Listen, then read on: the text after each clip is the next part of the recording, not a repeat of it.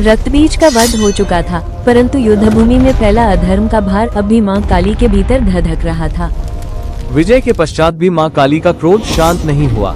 वे उग्र वेग से प्रलयकारी तांडव नृत्य करने लगी। जैसे जैसे उनके चरण पृथ्वी पर पड़ते, धरती भय से कांप उठती, दिशाएं दहकने लगती, आकाश में गर्जना गूंज उठती।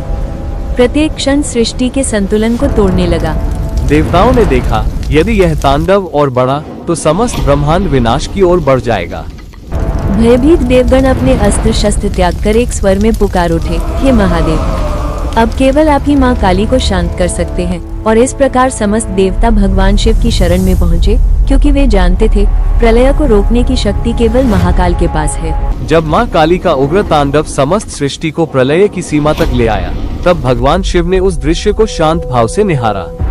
महादेव ने मन ही मन कहा, काली को अस्त्र से नहीं, केवल प्रेम, समर्पण और आत्मत्याग से ही रोका जा सकता है। तभी शिव ने कोई अस्त्र धारण नहीं किया, कोई गर्जना नहीं की। वे निःशब्द और निःशस्त्र सीधे युद्धभूमि में उतर आए। जहाँ प्रलय नृत्य हो रहा था, वहीं भगवान शिव मां काली के चरणों के नीचे निश्चल भाव से लेट गए। जैसे ही मां काली का चरण भगवान शिव की वक्षस्थल पर पड़ा, उसी क्षण उन्हें बोध हुआ, ये तो मेरे स्वामी, मेरे आराध्य महादेव है। लज्जा और प्रेम के उस अपार क्षण में मां काली की जिह्वा बाहर आ गई। उनका उग्र क्रोध क्षण मात्र में शांत हो गया। तांडव थम गया, संहार रुक गया। इस प्रकार जहाँ शक्ति का उग्र रूप प्रलय था, वहीं शिव का प्रेम उस प्रलय पर विराम बन गया। उनकी ज्वाला सी प्रचंड दृष्टि में अब करुणा और मातृत्व का प्रकाश उतर आया।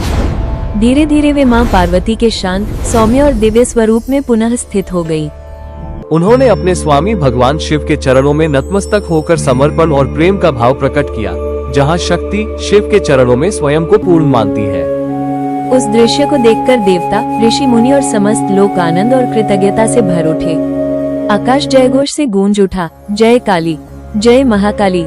सनातन धर्म की पवित्र परंपराओं और दिव्य कथाओं को आगे बढ़ाने में आपका सहयोग आवश्यक है।